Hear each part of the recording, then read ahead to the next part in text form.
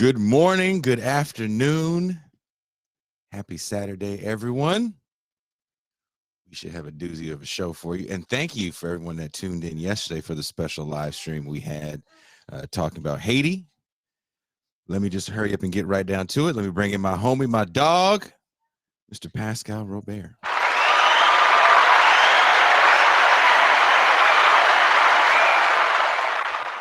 Peace and greetings to the chat. Peace and greetings to the audience. Peace and greetings, Jason Miles. And coming all the way live from the great state of Maine, you may know him as Marcus from the Left Flank Vets, or you may know him as that black guy in Maine. He is Marcus from the Left Flank Vets. Yo. It's Blacchiavelli pushed out to the outskirts of the region.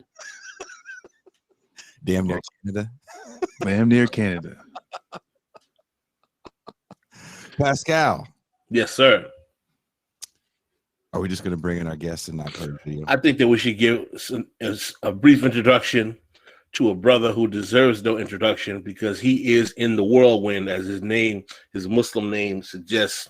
A brother who dedicated his life to revolutionary black politics and liberation, former member of the Black Panther Party, or one of the, I believe, original members of the Black Liberation Army, former black political prisoner, close comrade of Assata Shakur, a brother who is known by those who believe in freedom, if you're willing to fight for it. Dhoruba Bin Wahad.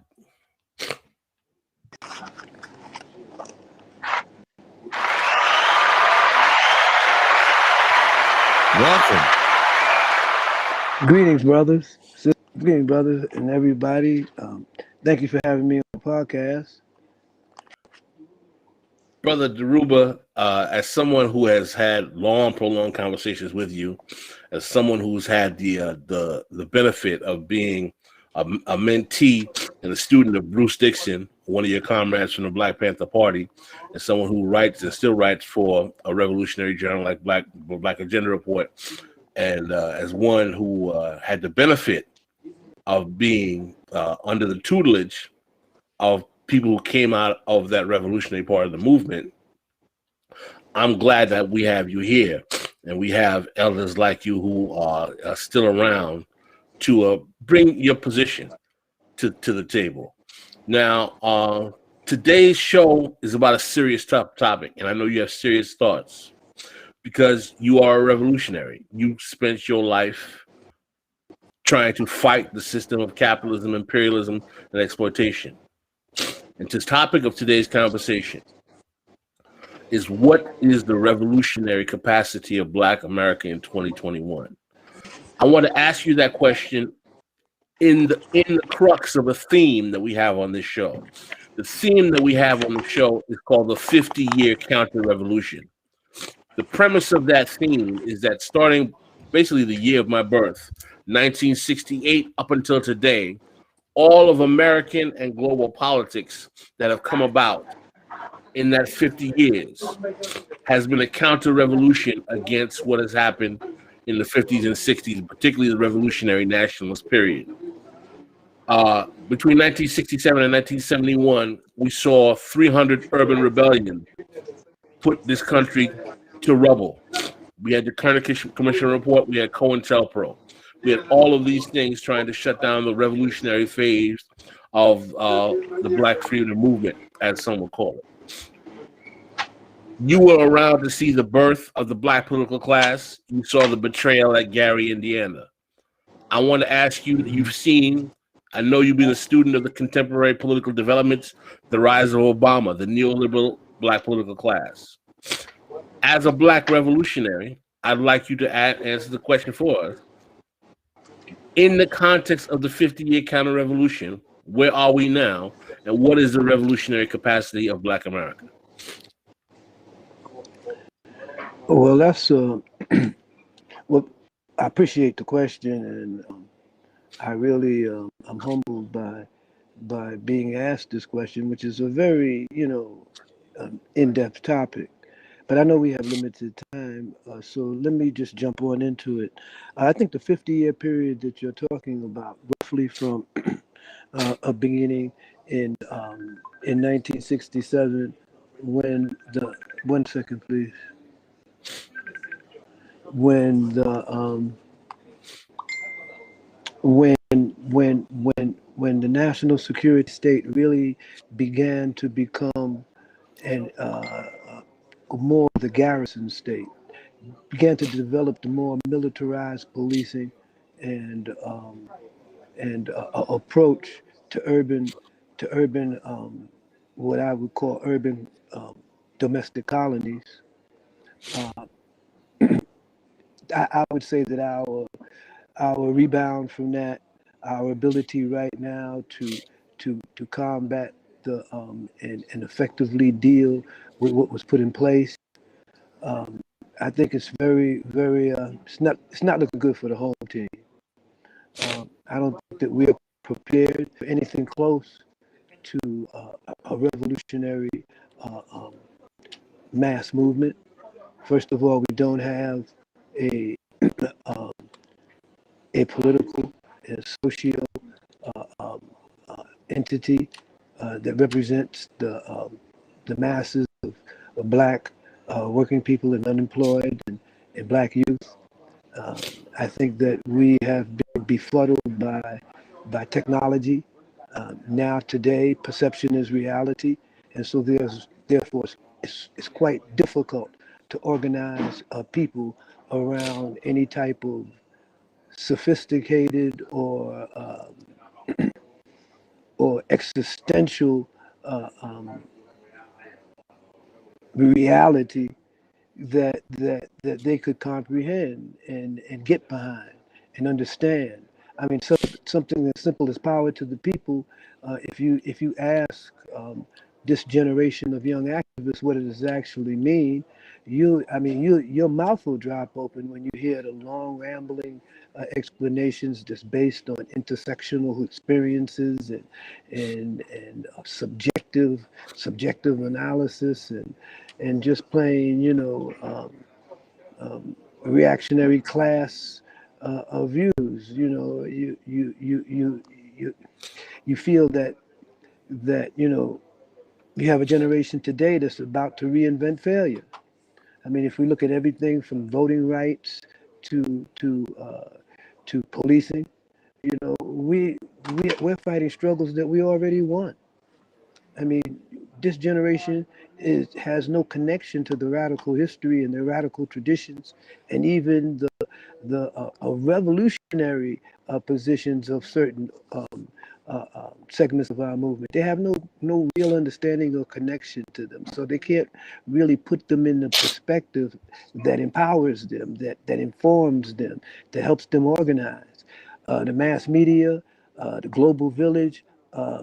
It permits a mobilization. It permits a lot of people to move around an issue at one time, but it almost defies organization because hashtag movements are not revolutionary movements as such because there's no face-to-face relationship between the movements as activists and the actual people that's being mobilized, and there's no strategic vision and tactical game plan that a movement and its allies are implementing.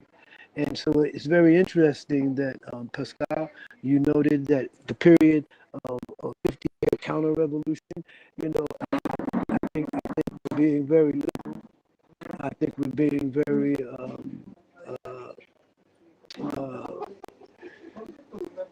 conservative in saying 50 years.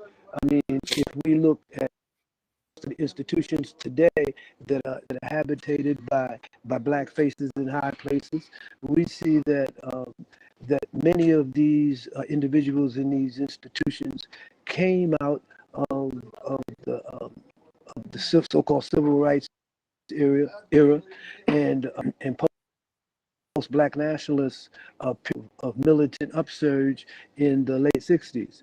I mean, everything from the Congressional Black Caucus to some of the committees that exist today to oversee law enforcement on the state and local levels, all came out of rebellions and protests and mass organization beginning in actually in the early 60s, 1961. 62 at the Vietnam War, when the United States was boldly financing and backing its allies who had came to victory in World War II, backing their reacclimation of their colonies, their reappropriation of resources in Africa and Asia. And so we have to really understand the context of that which was happening at home. I left office in 57 or something like that. Was it 57? Maybe 59. But when he left office, he warned about the military-industrial complex. And he was a general. He was the commander-in-chief of the expeditionary forces in Europe. He was the one that led the West in the military campaign against Nazi Germany and its allies. And when the smoke cleared, the last two standing was the so-called Soviet Union and the United States. The whole of Europe was devastated. Britain was bankrupt. France was bankrupt. Italy was bankrupt. All of the today NATO allies, who, by the way, are occupying the Sahel, fighting against so-called Islamic militants. All of these countries were basket cases, and the United States created many of the institutions that we're dealing with today, internationally and nationally. It created first the Brentwood Agreement, making the dollar the universal currency, good in all markets and all around the world. It launched this Marshall Plan in 45, 46, that rehabilitated and resuscitated the European economies. The U.S. armed them. The military and the corporations built the war machines for the West, and launched into this what I call fake war, this fake proxy war of they call the Cold War. And we all know what happened with that in terms of African liberation movements at that time. They were trapped between the East and the West in terms of this Cold War, in terms of the ideological underpinnings of this war between capitalism and then what we know now was basically state-run socialism or state-run capitalism, and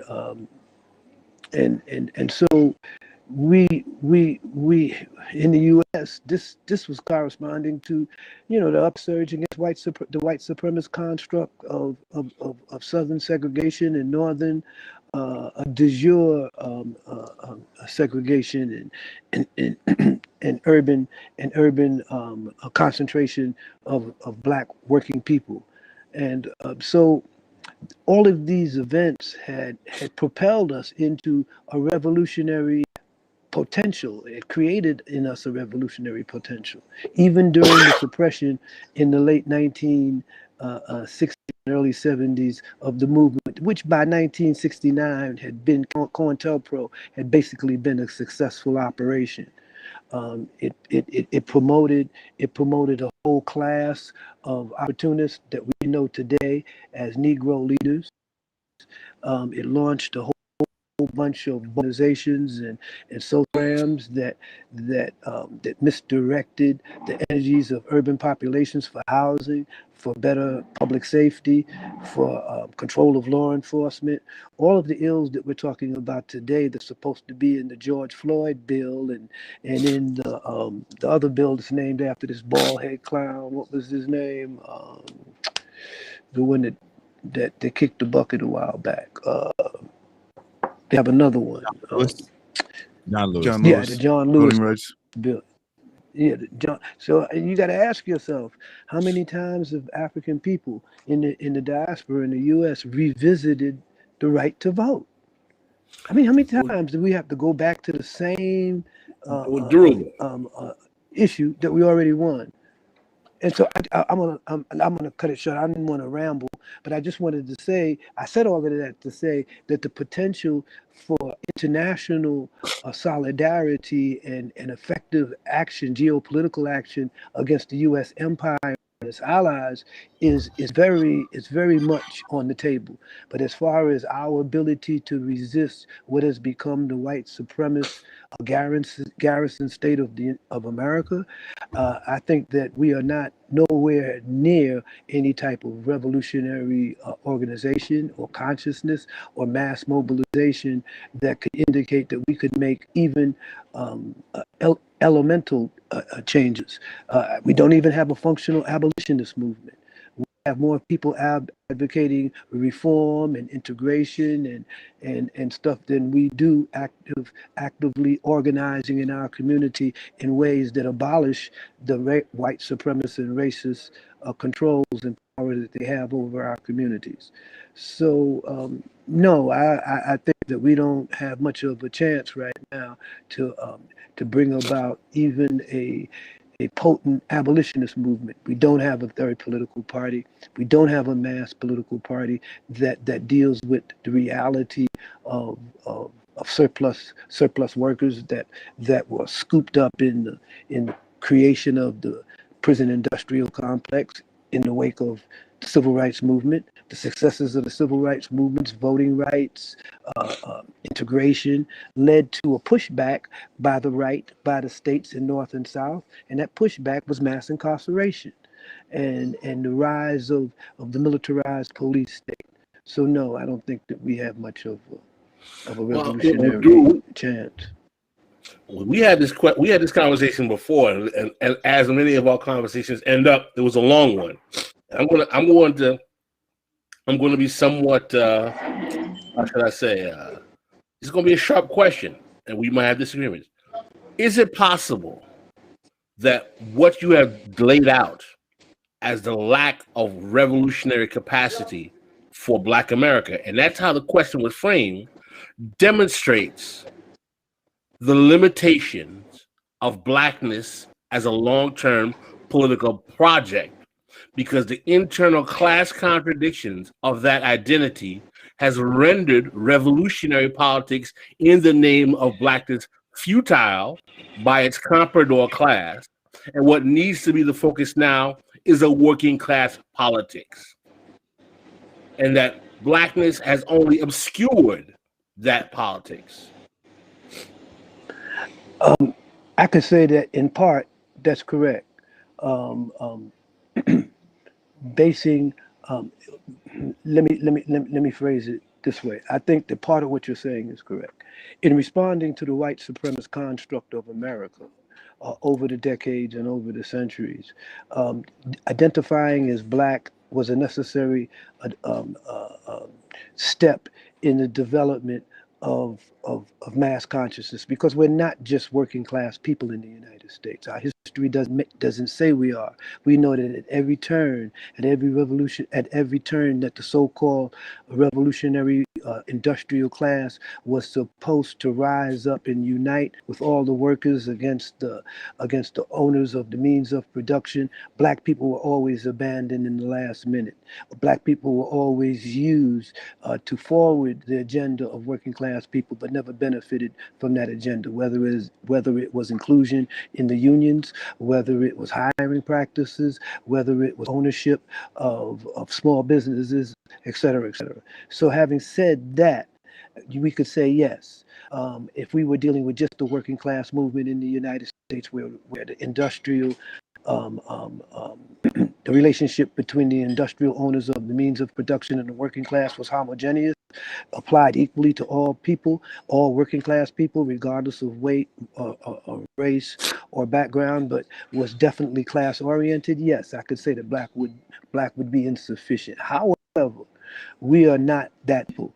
And I think if we read George Jackson very carefully, we see that George was implying, and he said almost overtly, that the Black working class in America has a different historical mission than the white working class in the West, because of our origins as property. because of our origins as property that had become independence. There's no occasion in history where property had been that human property, chattel slaves, became independent, no longer owned by someone, but independent. And that independence was propositioned in part in order to do exactly what you said, Pascal, make being black insufficient in terms of relationship to the industrial ownership class. But what it really did was bifurcate our ability and our capacity for sovereign thinking, to actually act and perform and organize as a people and qualify as a people, in which case then the argument for domestic colonization would have been a primary argument, not the argument of integration, not the argument of black faces in high places, not the argument, but the argument of organizing an independent political entity that represented self-determination for black people. And of course, the Rainbow Coalition of the Black Panther Party in the mid 60s was precisely pointed in that direction. And also the call for a united front against fascism was also pointed at the direction of understanding that the national security state was in a phase of consolidation during and after the Vietnam War, and that consolidation was basically finished by 1971, 72, as the U.S. Military took its war from the shores of Southeast Asia to Watts and to our communities. And so I would say yes, black is insufficient if we were to think of ourselves as only workers. Black, of course, would be essential if we thought of ourselves as a sovereign people and therefore had the right to self-determination. That would imply then that we could build a national movement, and the idea and the struggle for reparation can then become a reality rather than a reformist method of diluting and expanding the capacity of a white supremacist construct to include people of color. We have to really understand that capitalism has produced in the post-industrial age a system and a socio-cultural norm that could almost absorb anything, any type of people, descent, or anything. It could absorb it, it could co-opt it, and it could employ it and actually institutionalize it. This is why we have something like the George Floyd bill or the Voting Rights Act, or we have all of these bills and nothing is fundamentally changed between the relationship of people of color, black people in the United States, between their communities and the government and the powerful and the powerful elite. So we have not we have not acquired power. We have not developed any power paradigms in our communities because we allowed all of our politics, all of our local politics, to be co-opted, to be turned into reforms rather than abolitions. I mean, in New York State, New York City, for instance, we could have a decentralized police force. We could have a police force where the police union doesn't have more political clout than all of the black people in the city of New York. That the mayor doesn't appoint the police chief. We have a public safety board. But all of those moves that were made in the late 70s to bring about those types of institutional fractures and changes that we could build on were co-opted, were encapsulated, were misdirected in that counter-revolutionary process that Pascal laid out. And so I would agree with the proposition that black is insufficient, especially now, given the role of technology and instant communications and the creation of algorithms and weaponization of data that could literally skewer us to believe something that exists that doesn't exist, to have us fighting against a ghost, fighting for concrete power. And this is what we have today. We have movements that are led by victims.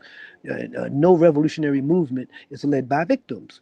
Once an oppressed people step forward to claim their liberation, to claim their freedom, they're no longer victims. But brother, say it again for the people in the back. Say it again for the people in the back. Say it again. We have today, we have hashtag movements that have developed in movements with leadership by victimhood. The victims are the ones that are trotted out and put into position of moral and ethical and even political authority. I mean, we have the victims, apolitical people. And don't get me wrong, I sympathize 150% with the families of Black and Latinos and poor people who have had their children and their loved ones slaughtered by law enforcement. But that's not my point. My point is that should serve to motivate us to acquire power, not to become not to seek reforms as victims. And so leadership by victimhood is what brings out the sharptons, is what brings out the crumbs and all of these Negroes, and they're sitting up. Yeah, them fat back pork chop preachers and all of them.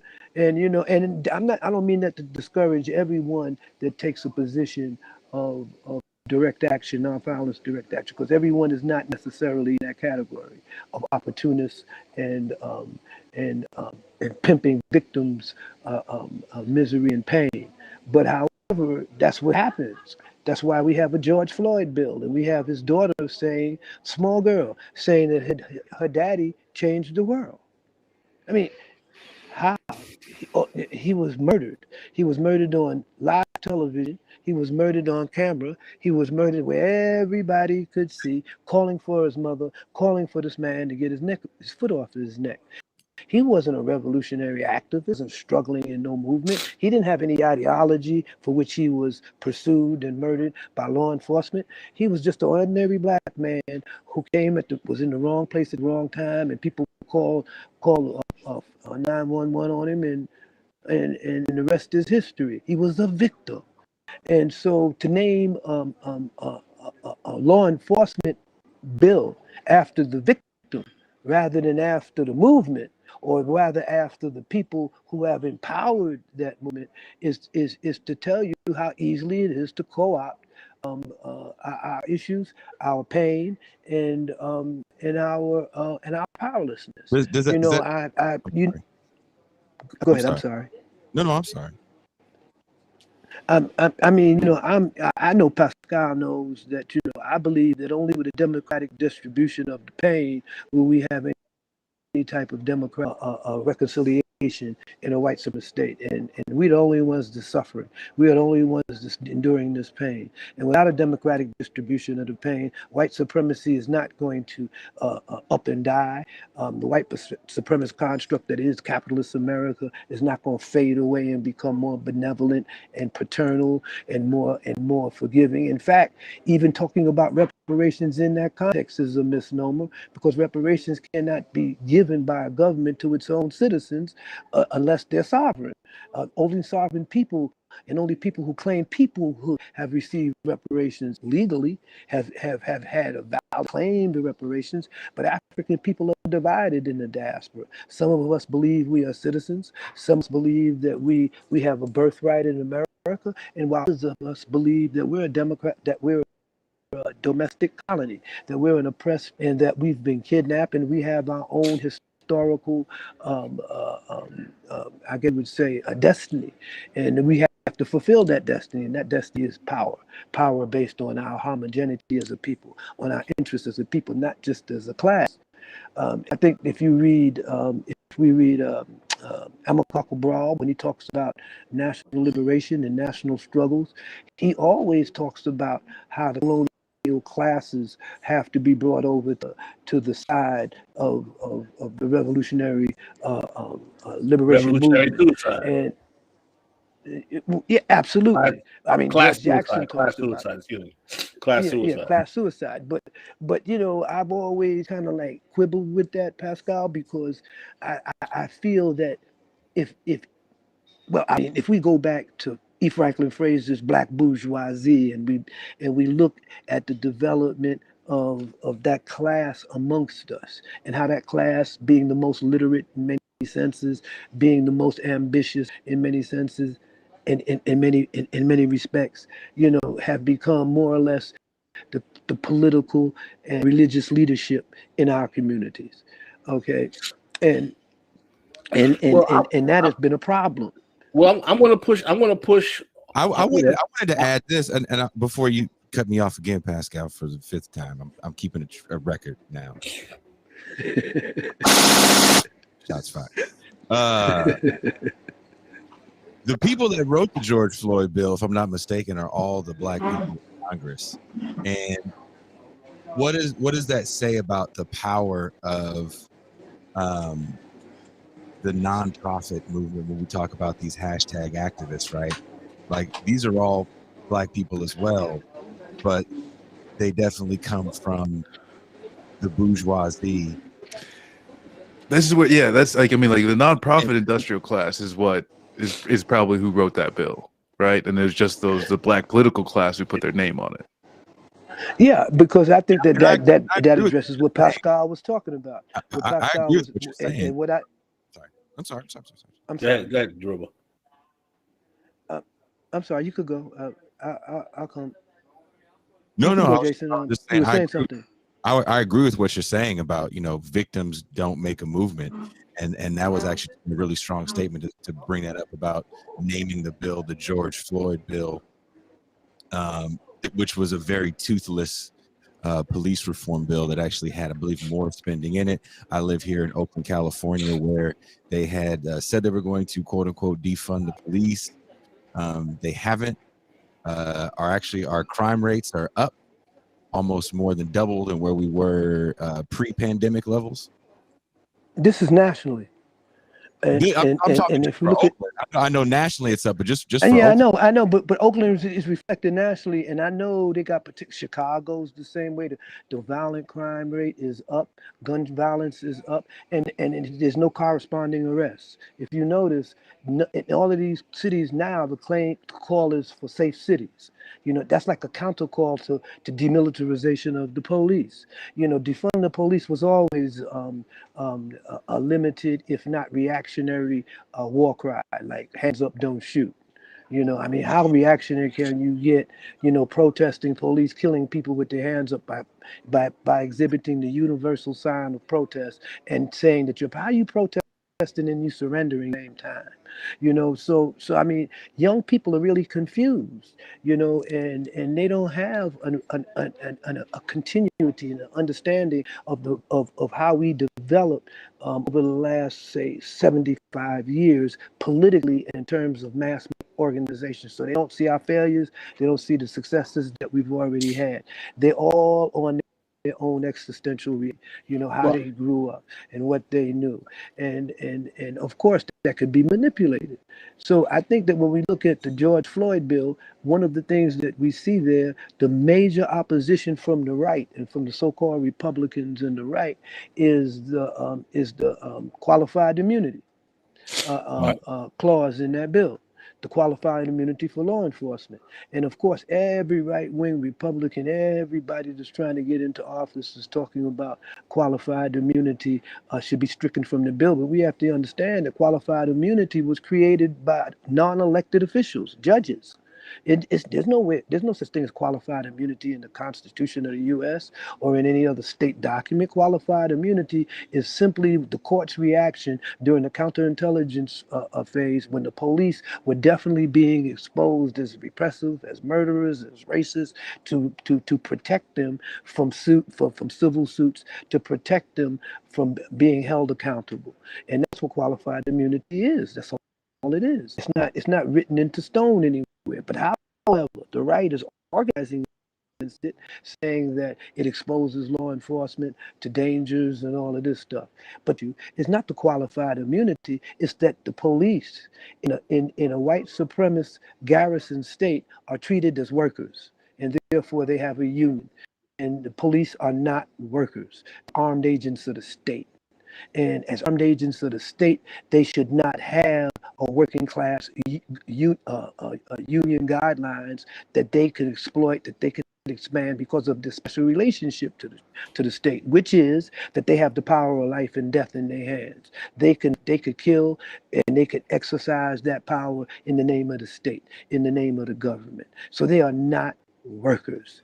And when we realize that, we realize the greatest vulnerability of this neo-fascist period right now, its greatest vulnerability is it doesn't have a national police force. And because it doesn't have a national police force, it has to put into effect all of these different mechanisms of military good hardware going here, and training here, and all of these devices, and federal task force, in order to have a qualified law enforcement agency that fits the profile of historical or traditional fascism. So without this, then without this police force, then all politics becomes local. All politics become the communal people, the local working class, local state people are empowered then to control law enforcement, at least on the local level, at least on the county level. We could determine public safety. We should be able to do that by referendum. We should be able to do that at the ballot box. We should be able to remove the power of the mayor of a city to appoint a police chief. We should be able to create public safety mechanisms that not only include law enforcement, but includes physical health and emergencies, emergency responses, EMS, all of this stuff. We should have public safety boards and our own public safety commissions that determine how policing in each community is administered. And therefore, we could talk about residency for a law enforcement personnel in the communities they police, at least for their probationary period of perhaps 2 or 3 years. And that means that the city would have to have comparable housing for police forces, for our local law enforcement. We could change the whole paradigm. But if we're looking at reform of police, we come up with dumb shit like defund the police. You can't defund the police in a garrison state. The national security state is not going to take the financial purse strings of its police or its military away from themselves. It's because they are the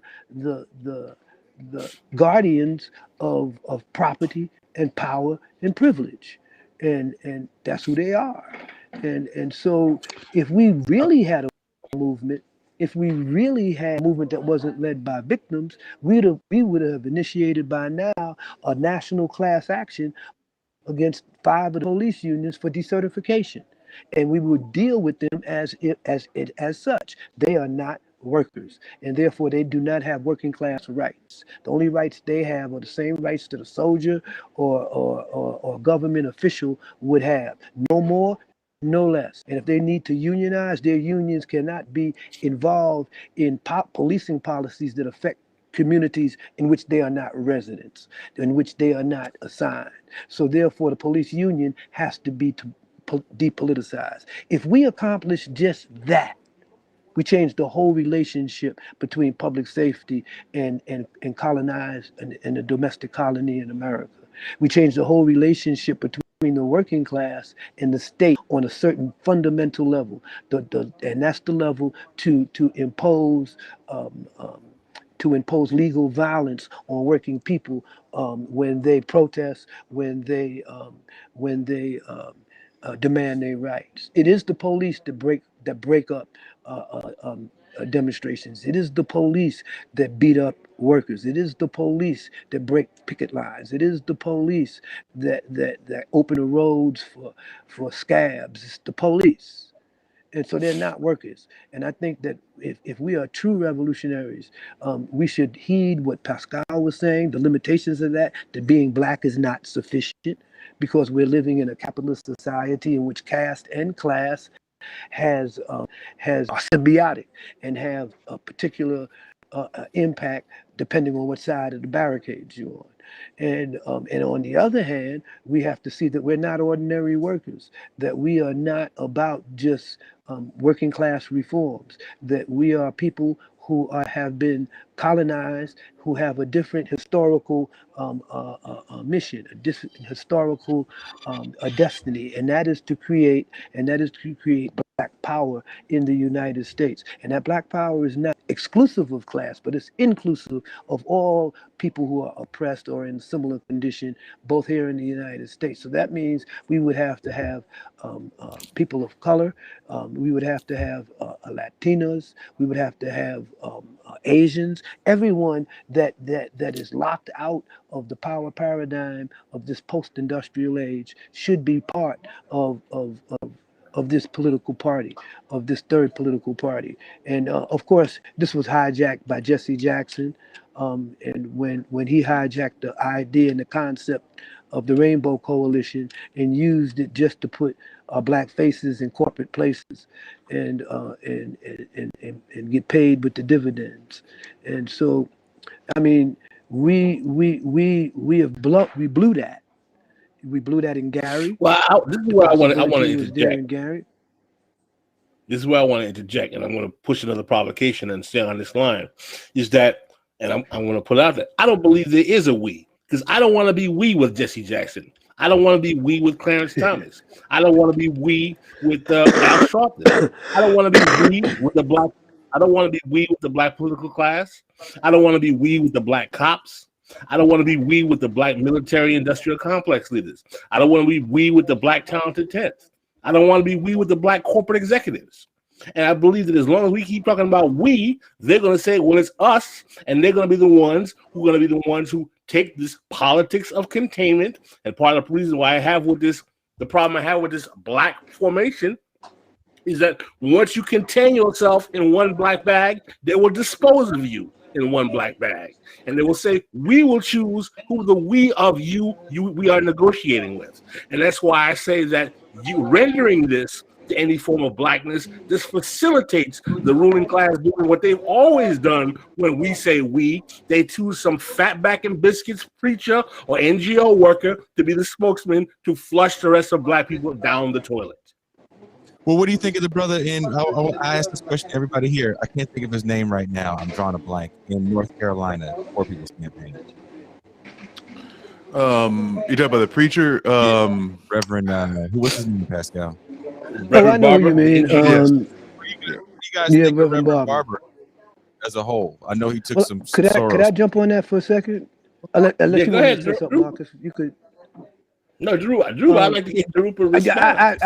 I agree. I agree with you to a significant extent. I don't want to be we with none of them bootlickers and boule Negroes that you just mentioned. Absolutely, but that's the whole point, Pascal. They are not we, and we are not them. This is what I meant. But there's this reactionary a period that we are talking about has created this comprador class. It's created what I call the anti-poverty pimps. I mean, most of these leaders we have today were in the anti-poverty movement, and they came out of local struggles in cities and in municipalities. And and once they became quote politicians, then they were not in the system to undo anything. They were in the system to perpetuate everything. It's one thing to become get into a political office, let's say a mayor of a major city, and then as mayor you just use your authority to take down institutions that nobody could stop you from taking down by law. You could rearrange the whole police department and nobody could stop you. And for 4 years you get to do that. And then by the time you leave office, because you don't really care whether you get reelected or not, by the leave office, it'd be like Humpty Dumpty. It would take all the king's men to put it back together again. And they wouldn't be able to put it back together again because the polarity had changed and because the demographics has changed. But politicians, black politicians, they go into politics for a career, to mac or crack, to get paid, to have their name in lights and all, a whole bunch of sundry things, and so they fall victim to the coalition that you're talking about. So no, I wouldn't want to be included in we neither. And this is what I was saying about sovereign thinking. We cannot even discuss something as simple as reparations because we're not a people. And we're people Woo! I precisely want to hear because of you what say it Pascal just again. said. I want to hear you say it again for those in the back who didn't hear it the first time. I mean, this is what I said. I think to a certain degree, to a significant degree, Pascal is right because we are not a people because we have revisited all of the avenues of institutional reform of the status quo, all avenues of within the paradigms of white supremacist power and social construct. Everything we've done, or some of us, most of us, has been towards that end. And then there's a select group, or you could call it a minority or a fringe or some radicals or whatever, that have not bought into that have in fact attached themselves to our historical radical tradition. And they look back to Kwame Ture, that we look back to Stokely Carmichael, even Marcus Garvey, all the way back to the Haitian Revolution. We have a different historical view than those Boule niggas that's sitting up there. Listen. This is where I agree with you. There is something distinct about the black worker or the black proletariat. And I don't think we have to actually disavow our materialist Marxist analysis to prove that. The black worker is disproportionately rendered to surplus redundant labor in the reserve army of labor. That's a fact. Even the most, quote unquote, as they would say, class reductionist, demsoc socialists can't deny that. And once we realize that the black worker is disproportionately rendered to the reserve army of labor, all of the social ills, mass incarceration, drugs, family dislocation, all of the social dislocation that comes from that fact, which is a fundamental utility of capitalism, means that the black proletariat and its lumpen proletariat will disproportionately suffer the harms and vicissitudes of capitalism. But look at it this way also. If we would absolutely, this only verifies what I'm saying, that we have a different historical mission than the white working class, because the white working class, the white industrial working class, the European industrial class is no longer revolutionary. It hasn't been revolutionary since the first industrial war.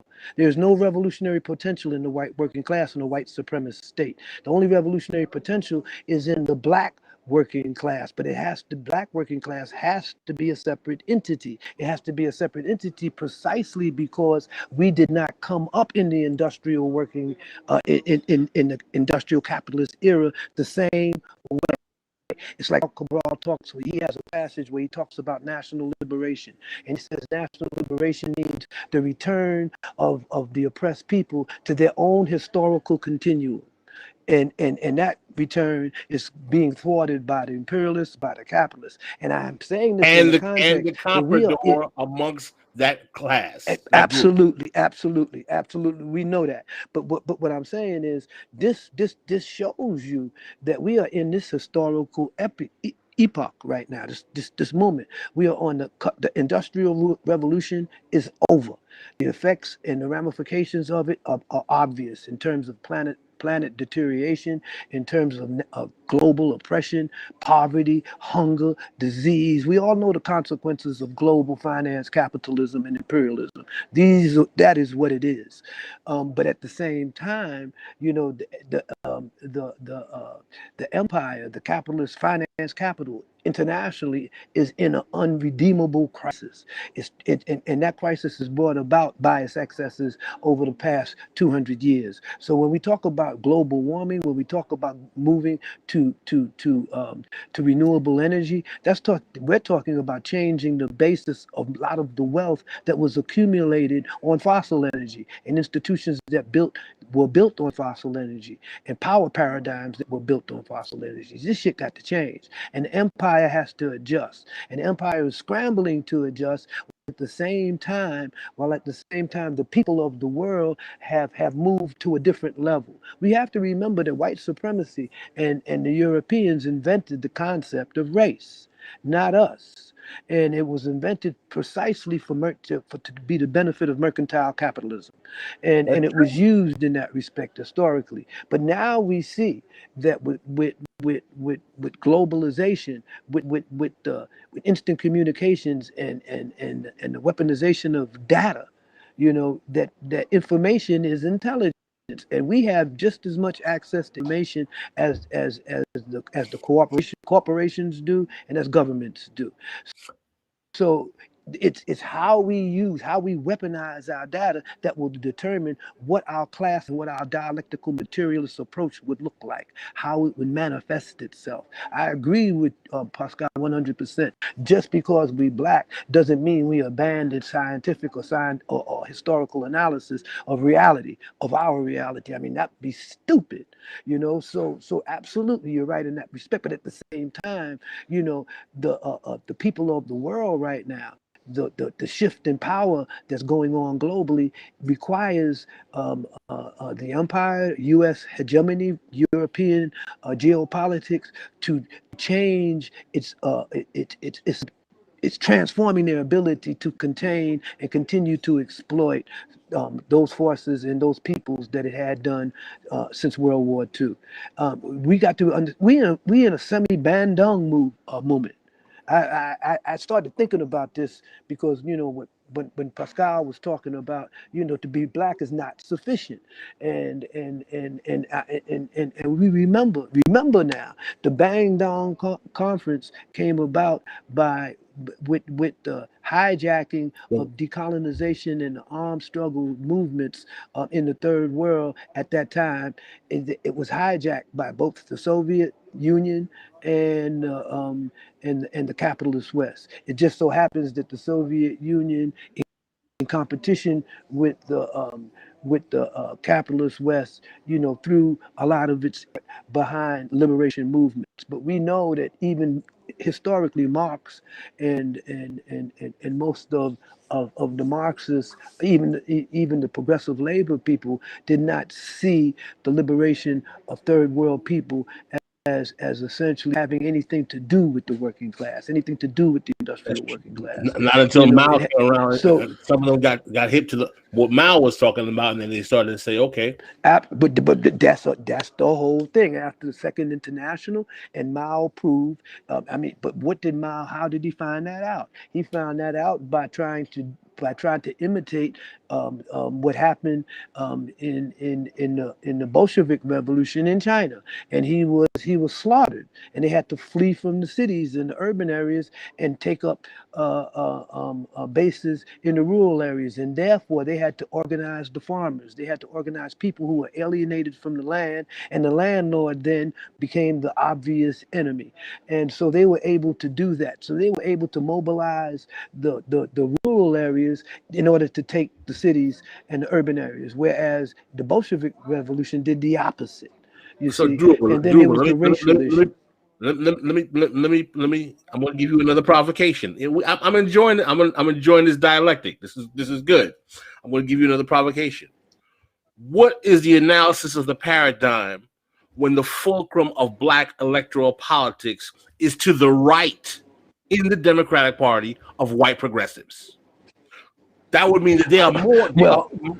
There are more of them with progressive leaning politics than those who participate in the black electoral process. This begs the issue of a united front against fascism, and it begs the issue of an independent political party.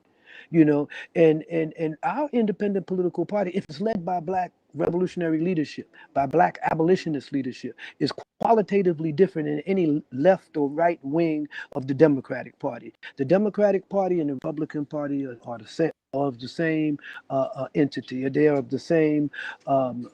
They both exist to administer the empire from both sides of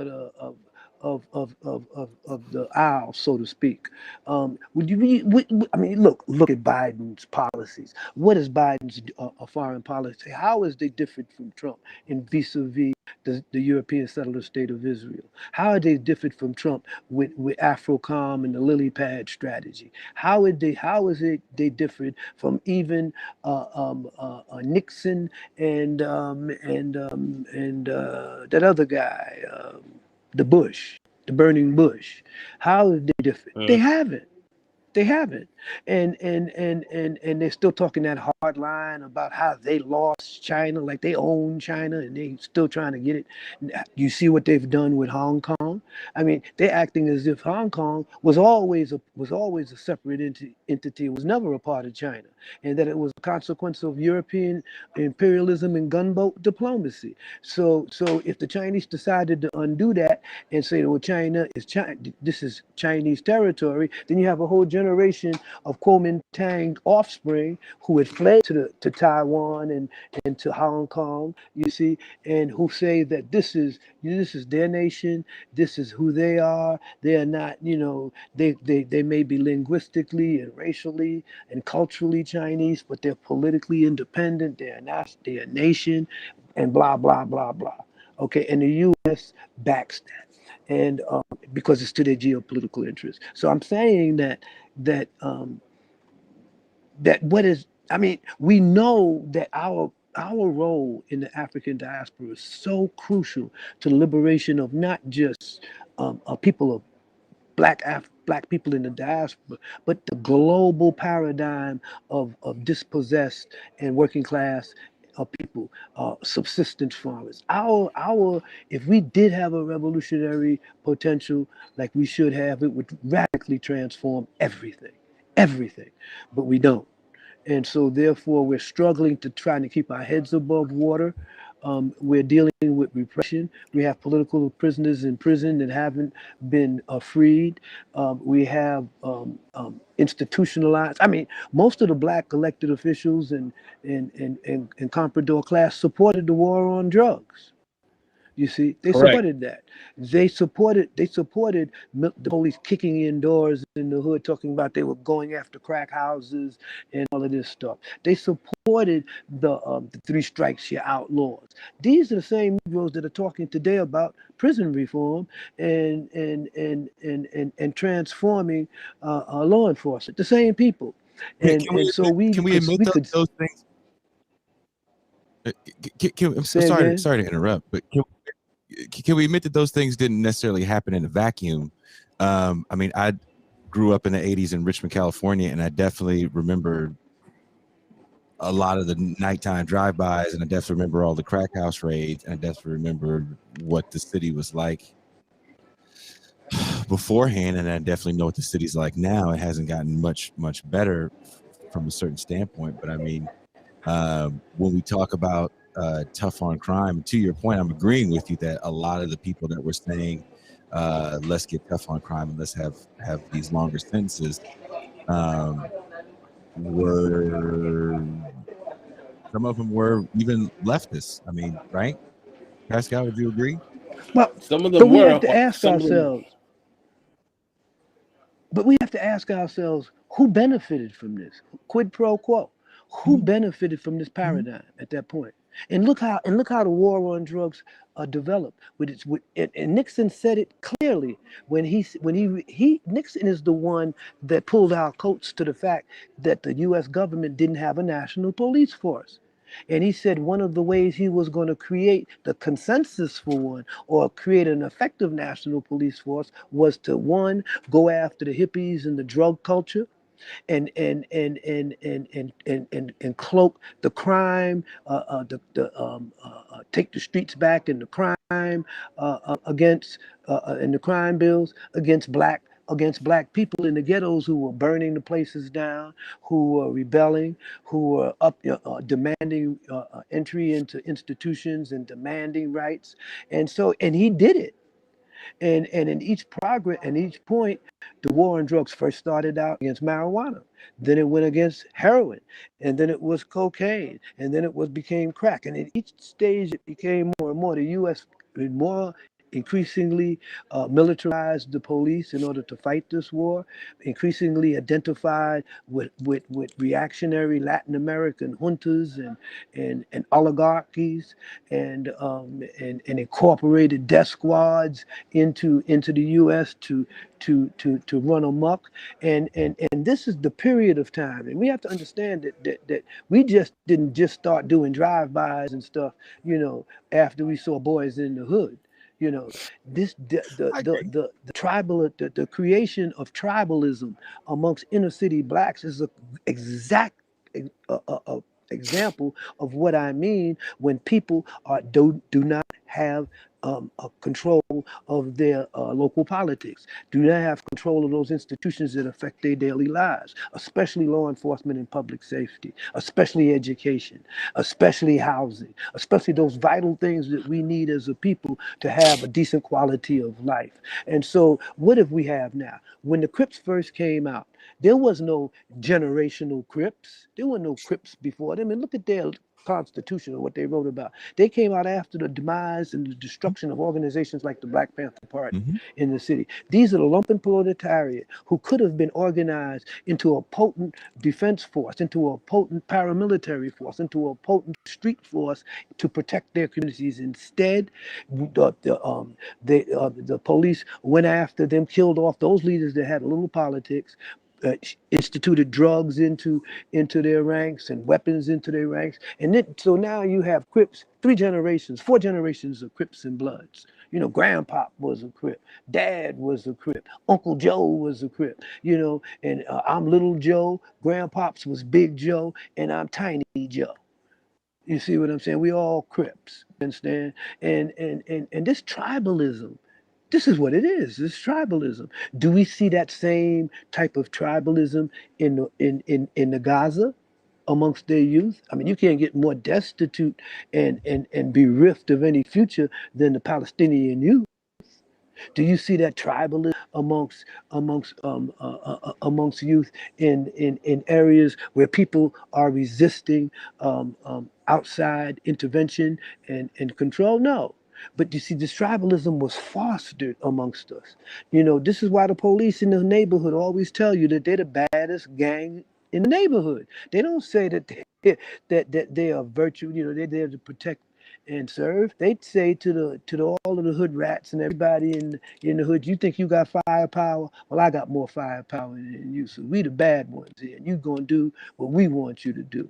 And the opposite of that is to bring in mayors and city managers who then talk about being tough on crime. When was the last time you heard anybody run for mayor in any city that didn't have to say they were tough on crime and weren't going to and they were going to take back the streets and make the streets safe again? And what do we have? We have black mayors and black police chiefs, and these black mayors and these black police chiefs preside over the murder and the brutality of black people in their jurisdiction. So again, it buys into what Pascal is saying. To be black is not sufficient. To have more black elected officials in high places that buy into the system, that are part of the system, is what Pascal is saying. We're not we with these people. You see what I'm saying? Because they're not Well, about us. We're not. well, my You position see, is so this. I'm just saying. What happens when the idea or the utility of blackness becomes more valuable to the ruling class than it becomes to actual black people?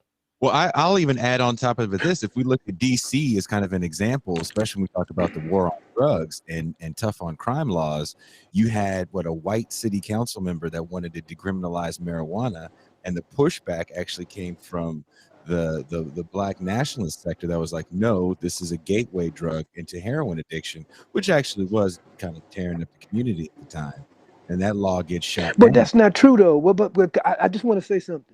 We cannot accept the parameters of the issue and the debate that are set by the enemy and that are set by the ruling elite. Who said that marijuana was a gateway drug? The motherfuckers that wanted to introduce methadone, the same people that have state dope fiends, the same people that erected a whole drug edifice to deal with addiction as if it was some type of socio-pathological a threat. Whereas alcohol is good. Alcohol kills more people than marijuana every year. in drunk driving, in incidents, murders, gun violence. And alcohol is legal, isn't it? But wasn't there was a time historically when alcohol was banned, and what was alcohol banned? The so-called suffrage movement was banning alcohol on some moral and some religious values. You understand that it was, the elixir of the devil, and it made people crazy, and they banned it. And what happened? Tribalism. What happened? Organized crime emerged and arose out of that period in 1920, in the early industrial period, that outlawed alcohol. And alcohol became much like heroin in terms of how profitable it was for these crime organizations. How the And it market corrupted the police. Exactly. Al held Capone didn't go to jail for drive-bys and shooting people. He went to jail for tax evasion. Yeah. You see, and now once corporations became people, once corporations became individuals, when is the last time have you seen a pharmaceutical company that's peddled drugs that have addicted people, millions, into addictive drugs, claiming to deal with high blood pressure or nerves or whatever? When was the last time Pfizer got indicted by anybody? I mean, When was the last time paying they fines, all? right? They're paying these massive. There's a fine that Purdue is paying that's in the billions, but at the end of the day, I think we all know that these fines are something that they can afford to pay. That's why they agreed to paying him. And I don't know if you saw this recently. I read this yesterday, day before yesterday, that there's a stipulation in this agreement, in this settlement agreement, that they're going to pay this multi-billion-dollar fine, but you can't sue them anymore. Once they pay out this money, it's like, all right, y'all It's all done. We're done playing your reindeer games.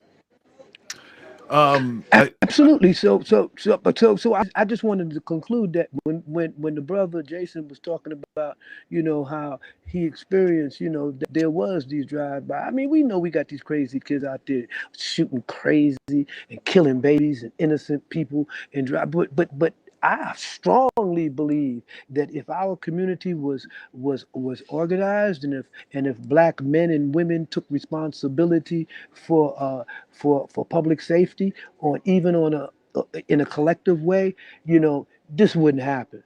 And I've had that experience in the Black Panther Party, where we have told drug dealers, man, you're not slinging this yayo on this block. It's not happening. So if y'all going to continue to do this, we're going to throw your ass off the roof, or we're going to throw your ass over a lamppost. And if you want to get it like that, we could roll like that. And they respected that. They didn't do it.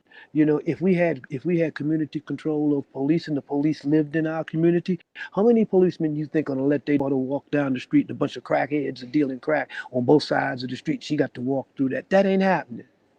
And so we have to become our own first responders. And when we failed to do that, it was in that vacuum that this tribalism of gang warfare and turf warfare occurred. I mean, you could look at any documentary, you could see that you have gangs and Crips and Bloods and all of these deacons and all of these folks, claiming territory that they don't have no control over. They don't clean the streets.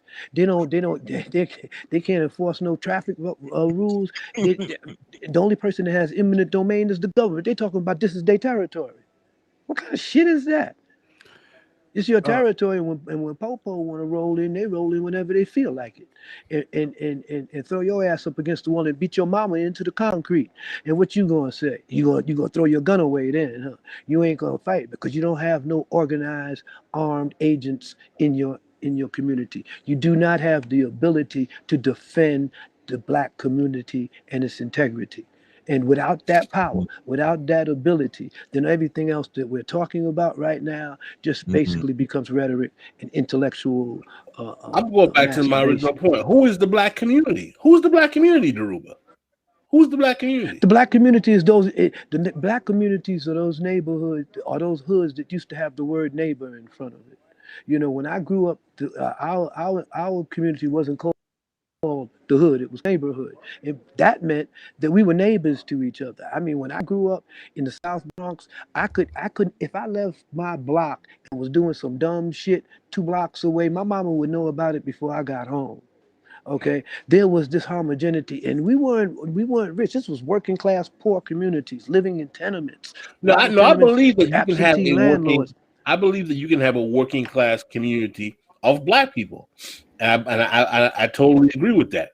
And I think you can have multiple Black communities of working class. But my basic point is that the unitary facilitation of racial collectiveness is a con game in the 50-year counter-revolution that has done nothing but enrich the class of Negroes who work as contractors for the ruling class, while the economic Well, precarity that of was, but that is the normal.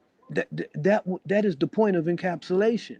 That doesn't mean that what's being encapsulated is invalid. it's You see, invalid if you're going to be working with this those is Negroes and calling them part of your we. no, but it's invalid if those who are encapsulated become the primary agents of I don't want to even use the word change. The primary agents of expanding the power of the ownership class, of the elite, of the political class. You know, and I think that's your real beef. Your real beef is that we don't have black leaders. We don't have leaders who exercise power as if they were black. They exercise power as if they are Americans and black doesn't matter.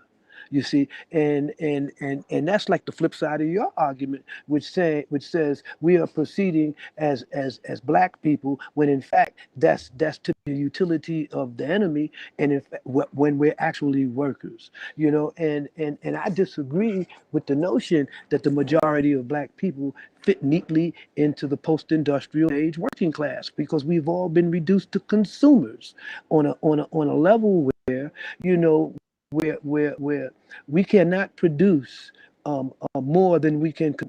We produce. I'm sorry. We produce more than we could possibly consume. So consumption and working class becomes imperative to capitalism, to finance capitalism, and this is globally as well as nationally. So now we have a situation with global elite, where the elite in other nations, and you know this from our history and from recent history, Pascal, the elite in France, or the political elite, or the financial elite in different nations, they had their own interests at heart. They primarily were down to enrich French power, the French elite, the French finance house. But now we have globalized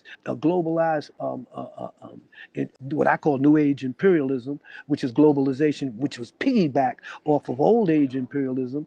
You know, that now we have a global elites, global collaboration with ruling classes and political elites. That's what these conferences are in the mountains all the time. That's what these conferences are all about. When they call together the so-called global elite, and all the billionaires show up, and then they call into the waiting room the niggas from Africa, you know, that they want to keep on the payroll, and have them sit in the room and come out for a photo op and say they're going to send $100 million to fight Ebola, or we're going to do this, or we're going to do that, and they'll trot out these bootlickers like what's the name, Yedema used to be, and this other piece of crap in Egypt. All of these guys, you see. So we have to understand that, of course, the enemy has flipped race on its head and used it against us. That's why black faces in high places don't mean nothing.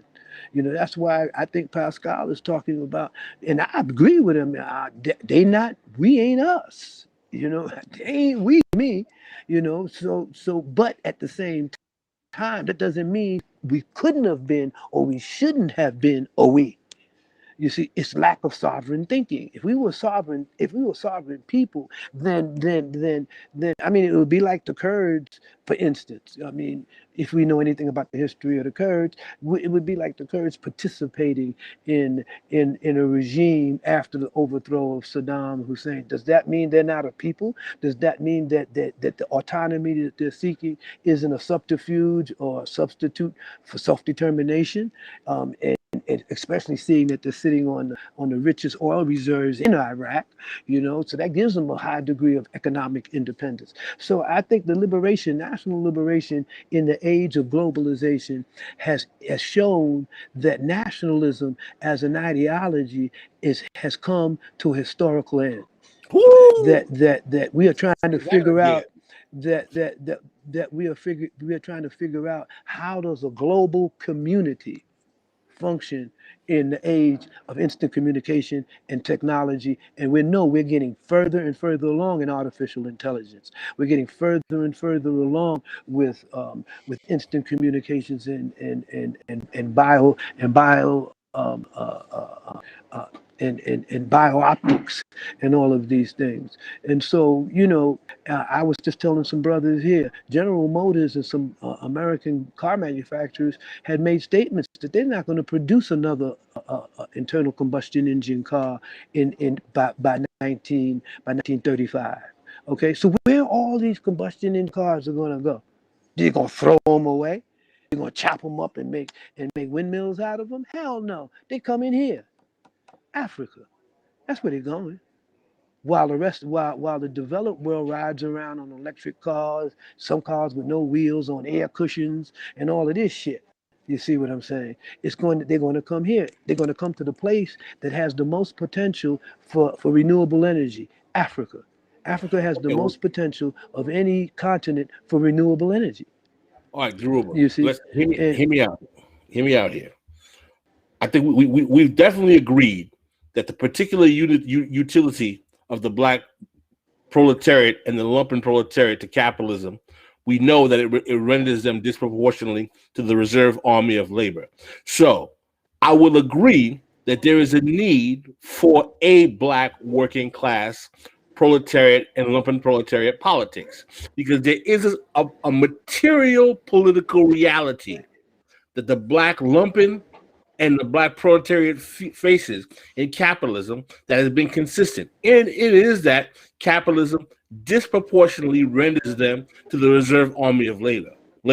But at the same time, what happens in the capitalist political sphere is that framing their political needs in the context of blackness allows them to be contained in a bag with elites that do not have their class interests, that work as compradors against their interests.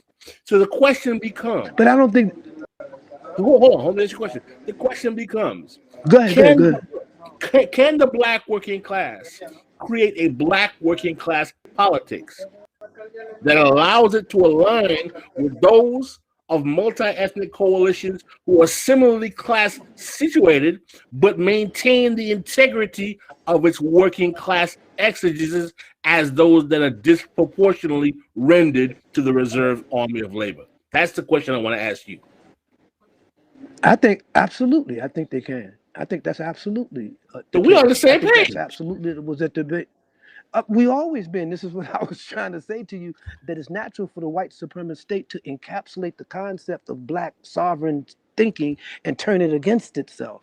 You see, but that doesn't mean because they turned it against themselves that we're not a people. But we are a people. But we are a unique people, and that uniqueness does not absolve us of our working class or does not remove us from the industrial working class that came up in this country. We've known, like you said, we've always been on the low end of all of these working class movements. And so why don't we have a third political party that encompasses the entire disenfranchised working class, of whether they're of color, white, or whatever? Why don't we? And it's been sabotaged at every turn. It's been sabotaged at every turn. And again, I think that the goal is to, if you're going to make that kind of coalition, you do it by strengthening your own black working class sovereignty against your own comprador and against the white working class who may not have. Which brings us to where? Absolutely, which brings us to the point that all politics is local, that we have to take political power in those areas where we have mass concentration, in those areas where we can control. Look at the infrastructure bill that Biden's putting out, almost $2 trillion infrastructure bill that he brought down for $5 trillion. think. The infrastructure bill doesn't really deal with building black communities and inner cities and their infrastructures. It deals with bigger infrastructural issues like roads and bridges connecting states and all of this stuff, and rehabilitating, of transferring farmland and rehabilitating water facilities. But it's not talking about urban renewal on any large scale where there's black masses of working people. And what is there? And how do working people in the urban areas get to work? What kind of work do they have access to? You know, Pasquale, there was a time at the height of the Industrial Revolution that subways and mass transportation were designed to bring the workers from one point to another so that they could perform their jobs and take them back to where they live. Okay, and now that's gone. Okay, mass transportation has been changed, has been racialized, has been redlined, and all of these things. So the average black worker has to travel most often a significant distance from where they really live just to work. And then the type of work they have, they can't buy nothing. Wages go up, but they're a consumer. These workers today are essentially consumers. They are not really building anything. They're consuming everything. The people that are benefiting from their consumption. This is, I mean, look at the reason why we found out that the hospitals couldn't deal with this pandemic, because in America, an empty hospital bed was unprofitable. Insurance companies needed empty beds. I mean, the medical is not designed to prevent or eliminate ill health and disease. They're designed to administer it and maintain it. And in maintaining those diseases is where they get their money and their profit from patents and all of this stuff. So yes, Pasquale, I think that we could chew bubble gum and piss at the same time. I think we really can. I think that you're absolutely right. We need to have a black. I mean, what was Atrium? Look at the black workers in Detroit during the waning, during the waning years of the automotive industry. I mean, these brothers, and I knew some of the organizers there, these brothers were straight up working class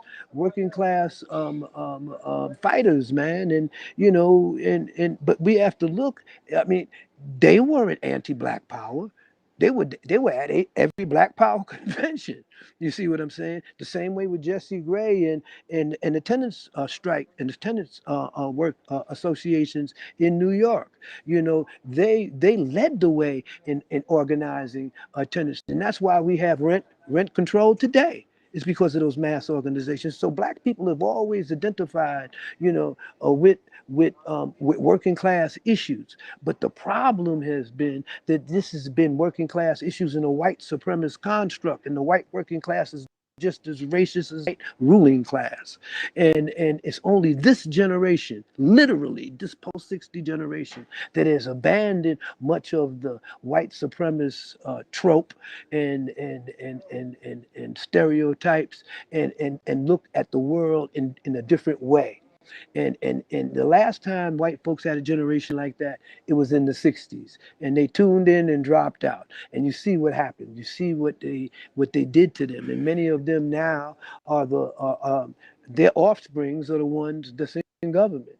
And we have to understand that those individuals, the Mitch McConnells and all of these crackers, they grew up during this period when campuses were aflame with SDS organization and the anti-draft movement and the Black Power movement. And these were the guys that was on campus wearing their little conservative outfits, talking about they were going all in for Humphrey and all of this shit. These are the same ones. Go look at the history of these knuckleheads that are in Congress right now. So we have to understand that in each period that we have dropped the ball as a people, we also dropped the ball as working class people, because our situation in America is what they call the original sin of America. That's what makes us special. And that means special in a negative way. That doesn't make us special in a superior way. It makes us special in a negative. And without this working class analysis, without a working class party that embraces the same vicissitudes of all workers, all poor workers who are now consumers in global capitalism, if without that type of movement, without that rainbow coalition, that's what the idea was about. You see, without that being manifest, we're going to always have this liberal bullshit wing of the Democratic Party, which basically is the center of the Republican Party, and the right wing of the Republican Party, which is basically, I mean, these crackers. I mean, the only thing they differ in is how to name us nigger, how to pass a bill that'll treat us and put us in where we belong. And so, and if we don't see that one, we do have to identify ourselves as workers, not just as workers in the post-industrial age, but as the global community of disenfranchised and impoverished people, because none of the nation states today in Africa has a working class leadership. None of the states in Africa that were artificially created by the imperialists have working class movements that are controlling and running the country. In fact, the comprador class, the same ones that we have that run the countries, that are down with the U.S. and its foreign policy. And this goes for black folks in Africa. This goes for the people in the Middle East. This for workers in Southeast Asia. This goes for around the world. So when we look at the streets, and I mean, I've been to places in the last year from Beirut to Oman to Turkey, to South Africa, to East Africa, everywhere, the age of the people in the streets is damn near the same. And they have the same beef, and it's with the state. And it's with how they have no future. It's how they have no control over their own destiny. People are in the streets every day for that purpose. So this corresponds to the global elite. The global elite is meeting in Davos, every 2 years or something? They have their conferences where they sit down and they call the shots. Where is solidarity between working people now? There's no third international. There's nothing that exists. The U.S. is able to impose embargoes on any country that it wants. Look at Venezuela, how they've embargoed and blockade Venezuela.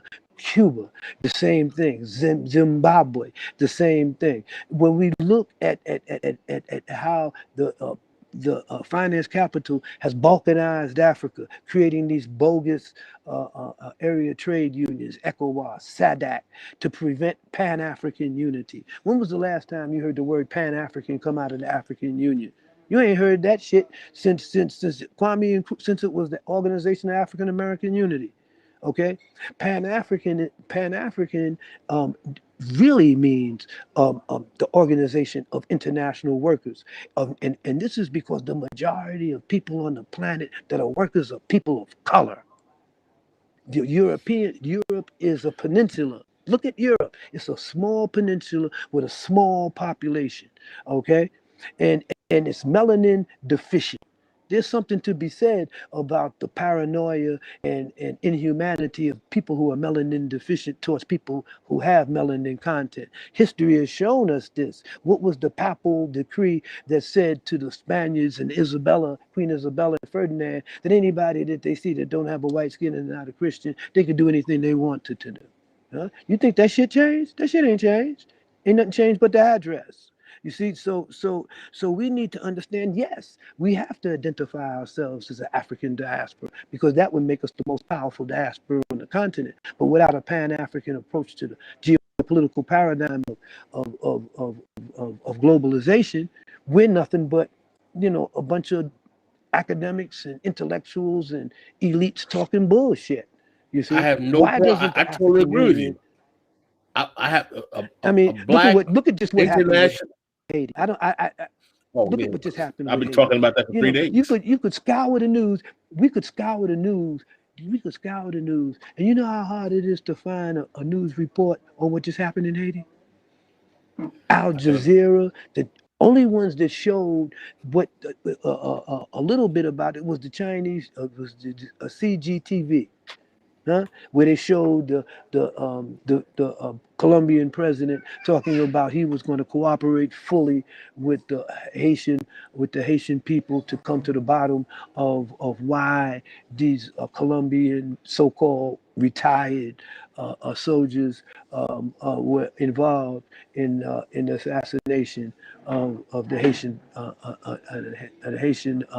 regime, head of the Haitian regime. So I mean, I got to look for the news on Haiti. But could you imagine if that was some Mickey Mouse knucklehead leader in the Balkans somewhere, Yeah. in some state that we never even heard of and got assassinated? Man, that's all the breaking news you heard. You see? So we need to understand that there is a power in the idea and the concept of Pan-African a unity and a Pan-African movement. And if we did have a Pan-African political paradigm in Africa, that would radically change a lot. There is no reason why the African Union does not have a Pan-African refugee and relief program, a project agency. Well, No I reason. think that There's part of no the reason problem is for that this. the concept of And Pan-Africanism has become a tool of petite bourgeois university trained intellectuals and not a proletarianized movement of working class and lumping black people globally in the black diaspora. It's a fetish concept for you white hard, intellectuals. Pascal. Pascal, you hard, bro. Why you so cold? Come on. I think it's true. You cold, brother. Why you so cold? Did I you mean, want to answer that super chat? this just a segment. You understand? Don't be so cold, brother. You just, oh man, come on, baby. I can't answer that. I can't answer that, man. I've got a question Come on. because where this whole thing started, is like Pascal asking the question of the limitations, or or what is the stance, or the situation with the black movement within the United States. And I guess like what I would want to know, especially speaking, having the chance to speak with you, Dhoruba, is what do you see the differences are between some of the actions of Black Panther Party, of the BLA, of some of these movements? What are the differences? And I think you've already alluded to some of these things, is when you're talking about like community policing. Some of these things are just literally finding the problems that are happening within the community and having a direct response to it, not just an electoral ask or some type of nonprofit, this is our goal, lofty goal. But just kind of coming direct in the community and saying, this is what we're going to do right now. I guess, yeah, are there any steps that we're missing now? Because yeah, this is what I got to grow up in. A lot of y'all are talking about like my generation. I think, but you see, that's, I just had a recent experience and with one of the younger brothers that's in the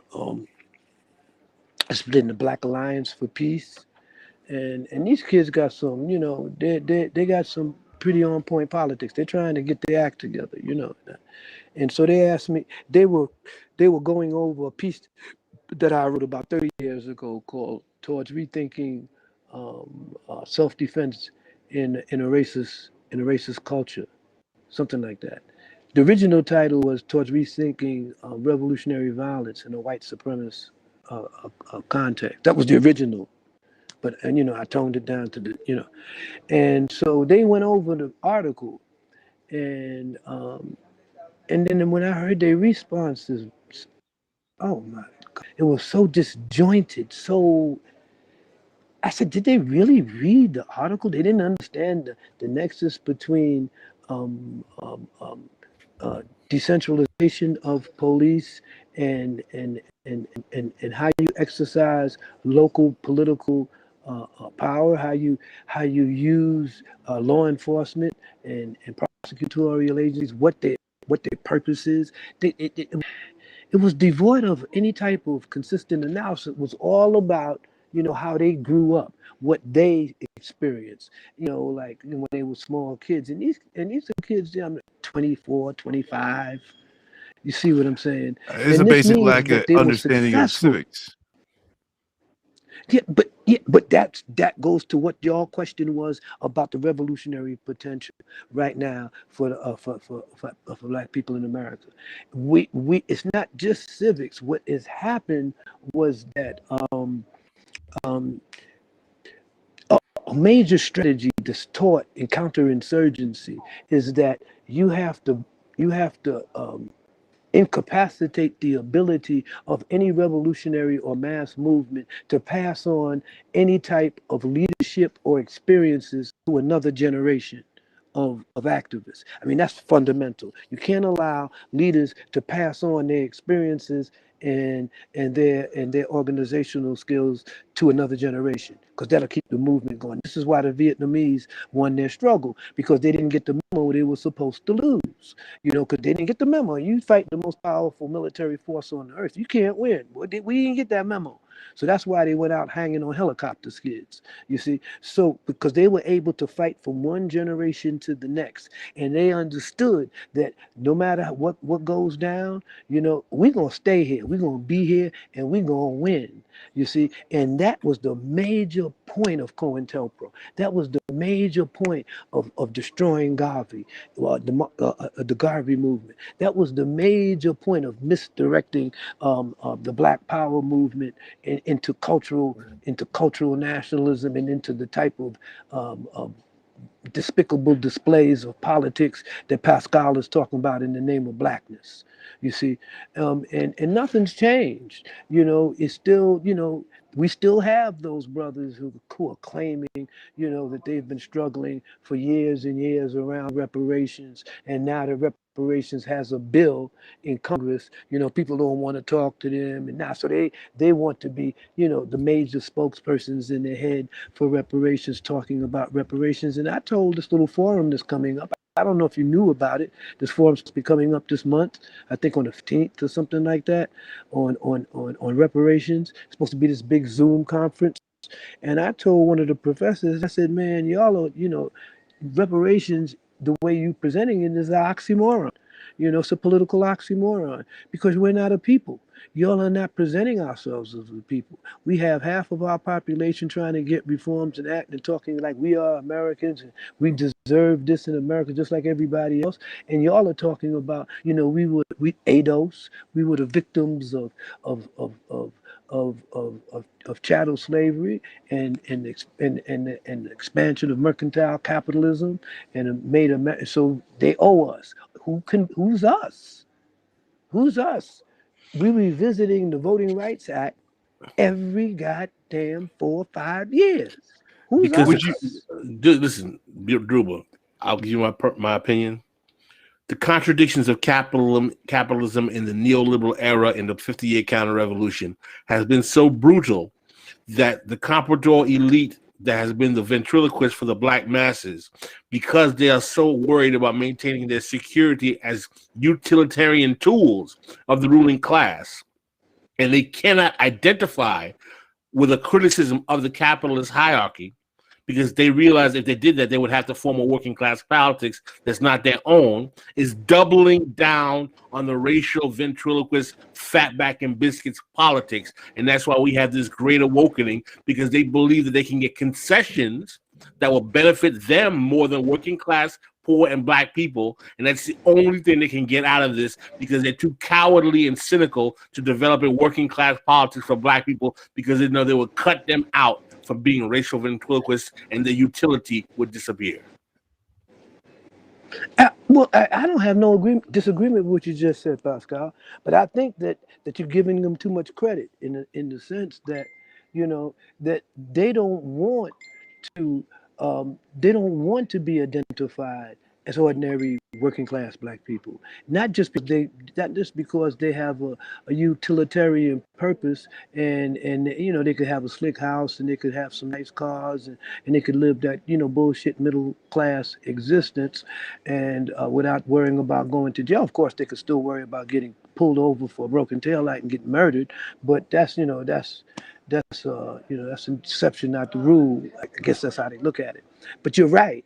I think you're absolutely right. So if that's the case, in which I happen to agree it is, then we have to really understand that these are black enemies of black people. We And, need and, to and be if they are the black class enemies, contradiction. The class contradictions of black people needs to be sharpened, and we need less black unity and more black class warfare, in my humble opinion. Now, I guess something I well, want to ask you. I think I'd like both to should hear, go I'd like hand to in hear hand. Dhoruba address Go, that. go ahead. Well, I mean, No, go ahead, my Marcus. question, my question ties to, I think, to what you're dealing at, Pascal, and is say, well, recognizing that the Black Panthers, we're doing what Drew, you're saying, like we need now on a, like more on a larger scale, a separate third party that ties into the needs of the people directly, but also works in the institutions of power to start dismantling some of the oppressive nature of it. Now, part of that, you had a education process to come into the party. Now, I think Pascal would agree to this, and I ask you, was like, should part of that education be the, I guess, the failures of only coalescing around the black community, without actually describing, hey, maybe this is where the other, like the movements were let, like were being able to be dismantled because they didn't transfer over to a working class narrative. But I like to ask you. I like to ask both of you a question. Given that we see that we are really in a neo-fascist movement here, and that a significant segment of the white population, and it's been basically documented. I think it's something like 87 million, or more than 100 million people of the white folks believe in this so-called myth that they are being persecuted and they're being denied the benefits of America. They want to make America great again and all this bullshit. This phenomenon is just not just here in the United States. It's It's in global. Germany. It's in France. It's UK. in most of the EU countries. And yeah, definitely in the UK, Canada, Australia, everywhere. This rise of the so-called quote right is significant. You say the And same and the thing last about time, of civil course, we saw in this was Brazil. was it yeah, was in 1930, was in the 1930s, but of course things are materially different than they were then. There's a lot of differences that are between them, but I think Pascal is absolutely on point when we could see that. I mean, we could go back and just close our eyes and imagine what E. Franklin Frazier would have said about these Negroes today and where they came from, so absolutely we see that. And look at even how in the educational system, how these crackers have developed this whole argument against so-called cancel culture, how the HBCUs now all of a sudden has coffers offered up to them for corporations and everything. So this Kamala was class speaking at that Howard that that University not that, that the other day. No, I'm sorry. Yeah, Kamala was speaking but at Howard University just I'm the other saying, day, and no, yeah, yeah. and like literally all of these, and like these are young But what black I'm folks. These are saying, the people younger than me, and they're clapping along, celebrating everything that she says. yeah, because you have this black woman magic bullshit going on. You understand, and that's another encapsulation and co-optation that perpetuates that, because we notice that in a lot of these situations, whether it was Baltimore, whether it's Chicago, whether it's some other major cities, the mayor is someone who is supposed to be the first black woman this and the first black woman that, you see. And so we haven't gotten out of this syndrome of the first Negro this and the first Negro that. So Pascal is absolutely right about the black comprador class. And I believe the class struggle has to be intensified. But I believe the class struggle has to be intensified on a way that's black. That we have to really understand that Oh, we I agree have with to that. I agree with that. not afford we cannot give these people the opportunity to perform for these crackers in our community. And the way we do that is we have to ostracize them. We have to ostracize them physically. We have to ostracize them politically. We have to create our own media. And I think that that's the easiest thing to do in this age right now is to create our own. And sometimes we might have to get Black down with the news Mau, network. brother. Sometimes we might Well, have to that's get what down I'm with the saying. I Mau. mean, back in the, one of the first run-ins that.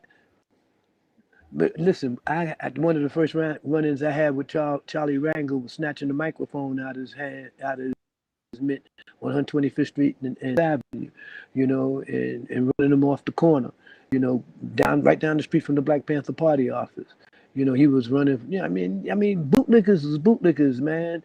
You know, nobody slapped that bald head Lewis up in the head talking that bullshit. You know, talking about sitting in and protesting.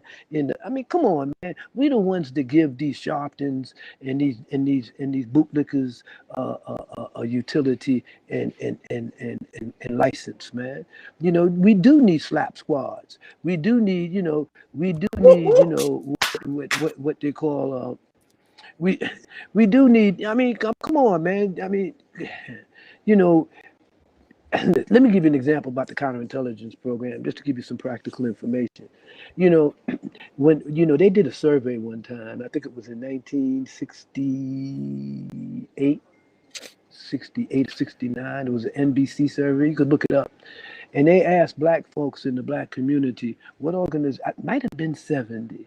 You got to remember, by 1970, the counterintelligence program and what we're talking about, the counter-revolutionary forces had already won the day. It just wasn't, we just didn't see it yet fully. They had already knocked off our movements, misdirected them, co-opted them. They had already did this by 1970, 71. You see? So they did a survey and they asked black people, ordinary working class black people, took a poll and asked them what were the three black organizations they respected the most in the U.S. They said the Southern Leadership, SCLC, the Black Panther Party, and I believe the third organization was the NAACP.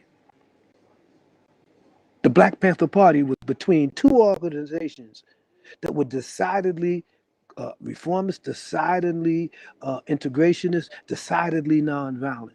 And when they was asked, well, why do you suspect the Black Panther? Why do you respect the Black Panther Party? Because they said that the Black Panther Party stood up and because they stood up for black people, they were being harassed and murdered by the police. This was something very simple for everybody to see. You see, so what Pascal is saying is correct, and we do have to wage class struggle against the comprador class, and we have to do it uncompromisingly. But the problem with that is that we have a generation of younger activists who are not in touch with their own radical history, so they can't distinguish the comprador class from a revolutionary class. All the dude got to do is sound slick. I mean, Ron Karanga comes up, he gets speaking engagements every Kwanzaa, you know, and you got families that grew up with Kwanzaa that revere them. So when we talk about pork chop nationalism, we talk about the role that us played in suppressing genuine black power in the 60s and 70s. They think I'm crazy. They think I'm just hating. Same way with Angela. You know, I mean, we know, her history, but, people think that she was an icon of the 60s to the point where they put her in the Black Panther Party. So historical revisionism, historical revisionism is a quality, is a tool of encapsulating the idea and the concept of black survival in a white supremacist construct. We cannot relinquish the necessity to survive as black people in a financial in a socioeconomic construct that was designed specifically to maintain us in conditions of servitude, and not just based on our working class position and our working class status, but based on how we look, who we were and who were our ancestors. And that's a problem. That's a wealth. That's a problem for white folks in this country. That's why they try to frame the parameters of debate around race today and make it look like it's a coming to reckoning now. And so that they can sing Kumbaya, next year or something, or next Martin Luther King Day, and they give you Juneteenth, as a holiday, and then you have these old sisters and young sisters, doing the Soul Train line down the middle of the street, talking about not jumping brooms and all of this stuff. You see? So yeah, they don't turn black into being clowns. That's true. And like I said, I agree with Pascal. The black is not sufficient. I agree that in the final analysis, that just to be black is not sufficient, but also to believe that we as black workers can achieve any type of revolutionary power, any type of revolutionary change without mobilizing and organizing black-led, and I say led because black people, as Pasquale pointed out, are the most exploited, most marginalized, and most demonized working class ethnic group in America as a working class. And I don't think that class can erase race as a major issue of struggle in a white supremacist society, or at least until that white supremacy, the power of that white supremacy is overthrown. Can I ask one last question before we wrap up? And actually, this is for Dhoruba and Pascal. What do you think? Like, I guess I think there's obvious some like class differences between the black community then and now. I'm interested in like, yeah, what do you think the differences are in like the overall black community? How does that make it harder or easier? And I mean, you could deal with also tying in technology and communication. Do you think it's easier or harder then and now in order to start actually organizing and creating a substantial third-party structure? I think that what has happened, and I'll answer first, I'll let Drew go. Before the rise of Obama, there was basically no movement politics at all. It was a total 50-year counter-revolution, and black movement politics fell asleep. What has happened after Obama is that the black comprador class is using racial charade politics to line their pockets, because they realize that the economic contradictions of capitalism are so sharp that they're doubling down on a racial narrative that they ignored for 50 years, because now they realize that they have nothing else, because they have no critique of capitalism or class. So they're doubling down on basically 50-year-old strategies of racial democracy and race-first discourse that's really only going to give them remedies that's going to line their pockets and leave working class people out. I agree, but I also think that the nature of finance capital and its institutions are under extreme stress right now, which is one of the reasons why the idea of black the minimum wage and a living minimum wage has been embraced by the most reactionary wing of the Democratic Party. This is to usurp and undermine any legitimate working class struggle, not just for a minimum wage, but for working class rights to not only a living wage, but to the ownership of property, to the use of public wealth for the benefit of working people. And I think that there's a passage in the Quran that talks about the Prophet Muhammad and how Allah is the best of planners. And it says that the men plot. Mankind plans, but Allah is the best. Mankind plots and plans, but Allah is the best of planners. Absolutely.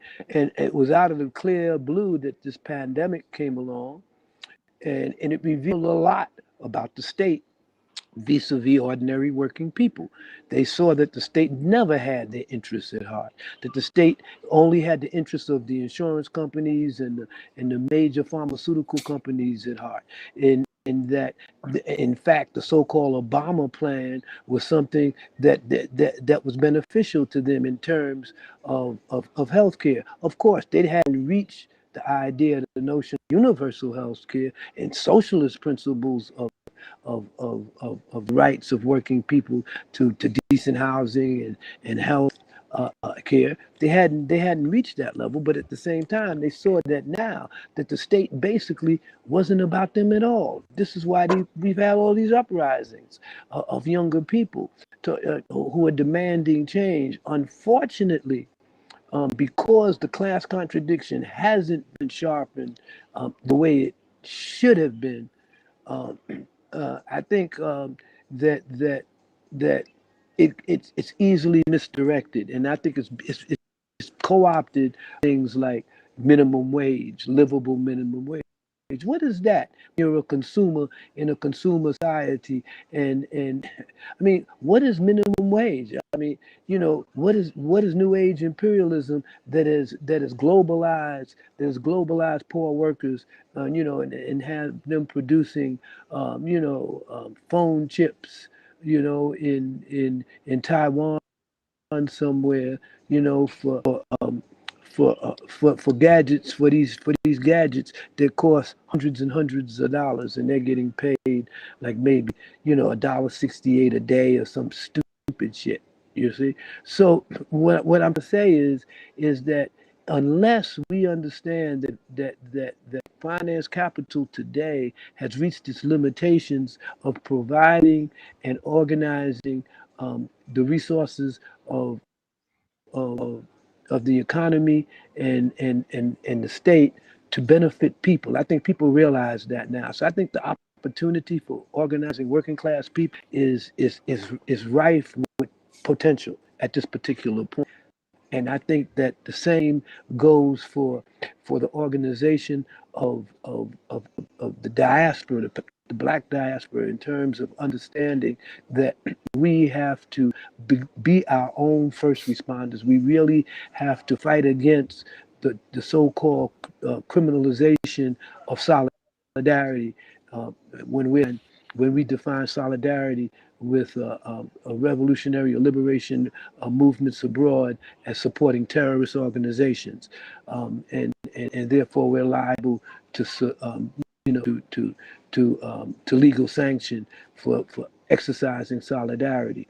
No such laws prohibit the Zionist organizations here from supporting the state of Israel, which is definitely a European settler state that engages daily in terrorism, terrorizing the occupied territories. However, we don't see that AIPAC is considered the agent of a foreign government. It's not registered as the agent of a foreign. It's registered as a political action committee. So why haven't the BDS movement moved to have them designated agent of a unregistered agent of a foreign government? Then it would show exactly where the sources of U.S. Zionist support are here in the U.S. One of the major factors for, in my view, is miseducating uh, um, um, um, the black working class is the effect and the impact that Zionism and the evangelical Zionist movement in the U.S. has on government and religious institutions. Who sanctioned this whole European settler state experiment that was launched after World War II, after World War II and World War One. So I think that we really have to up our game when it comes to understanding and an analysis of our plight. And I think Pascal is right that we do have to have a sharper class analysis, that we have to understand that class, is a font significance, but it's not the only a significant has to be organized, because we're not just dealing with an oppressive, a homogeneous state, where the bourgeoisie is of the same racial composition, and they're the same composition as the owners of production. We're dealing with the complete opposite, the absolute complete opposite. We're divided as workers, from white workers, from immigrant and migrant workers. I mean, we know that, for instance, working class people have been brought here from Vietnam that collaborated with the U.S. in the war in Vietnam, and they came over here into Hawaii, and they got subsidies to start their businesses, and then you can drive through parts of LA, and it's just like driving through Little Saigon. In fact, I think they got a section in LA they call Little Saigon, and and it's the same thing with Iraqis and Afghans who are coming over now. So it becomes very for us to identify with these particular reactionary populations who collaborate with the U.S. imperialists in their own homeland, and now they found refuge here. Will they be a part of this party, of this political party, or will they form their own right-wing parties to counter that? And we see that with Trump. We see that there was a significant uptake in black voters for Trump. And what class did they come from? Who were they? You see, and so, if that's possible, then when we talk about working class solidarity, it almost solely has to be with people who are oppressed, who are exploited, and who are people of color just like us.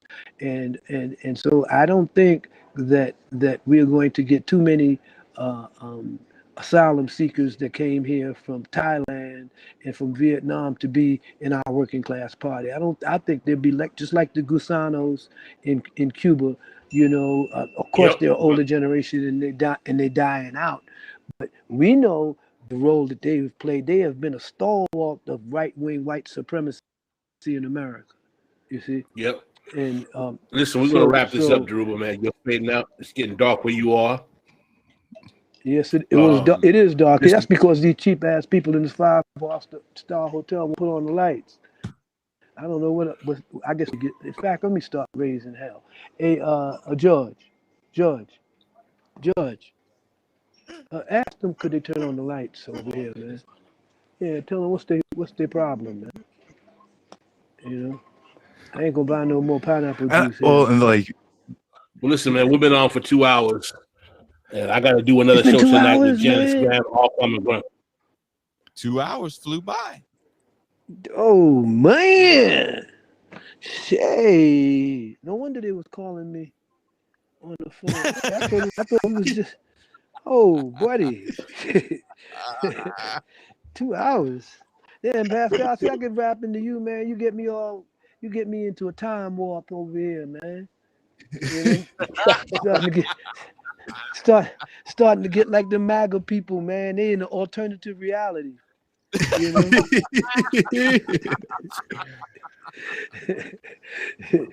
Well, they in an alternative world. So, man, I know we wrapped up. I guess we did wrap up. Did we wrap up already? we're wrapping up. We We're haven't wrapping up. We're not off yet. We're we wrapping haven't up. gone off yet.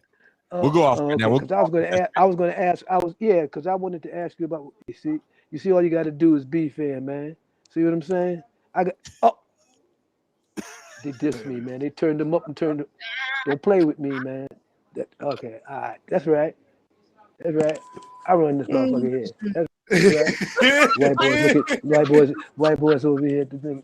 White boys over at the table looking at me. They over at the table here looking at me. So, Well, let's thank you for spending some time with us today. 2 hours with us today. This is the Saturday free show where we don't cut off to go to the Patreon after hours. If you guys want to see more of this content, please hit the subscribe button. Dhoruba, man, you down to come back on here again, man? Man, you know I am. I gotta try to get my act over here, man. Time's running out. Man, there's so much happening over here, man. And I gotta Right, get man. back to my boy. My boy's going to West Virginia next year, so this is his All right, senior yeah, year. So congratulations this is on that. his ball out. Yeah, man. He's one of the top 10 D-backs in Georgia. Oh, Man. University of West Virginia to play football. WVU. He going. Yeah. Oh shit. No joke. No joke. I knew a dude that played there. He was a safety. That's big time college. It was like this was almost 20 years ago now. So Oh, you went dark, Drew. Did we lose him? I just fade to black. I said it was gonna happen. I put it out in the universe. That's crazy if he did that. If you're just like, all right then, peace, niggas. Buy my son's jersey when that shit comes out. He'll actually have the rights to that shit. No, he yeah, that new rule. That's crazy. All right, let's go ahead and play this video and let's get out of here. For everyone. You've had twice you referred to the Negroes, the so-called Negroes. You find some fault with this description, Yes. I gather. Mr. Muhammad teaches us that Negro is a term that was applied to us during slavery by the slave master. And right today, it's a term that is used only to point out the descendant of slaves. It's never used for black people, period. Africans can come to this country. They aren't called Negroes. And if they are called Negroes, they resent it. So if Negro meant black, as we've been taught, it would be a term that would be applicable to or pliable to everyone. But he says that it is something that means a slave or something it means something that has been left out of society, politically, economically, educationally, and otherwise. Former member of the 1960s Black Panther Party, as well as a member of the Black Liberation Army, Dhoruba Bin Wahad has dedicated his life to black revolutionary struggle in the United States and globally. Today we will ask Dhoruba, what is the revolutionary capacity of Black America in 2021?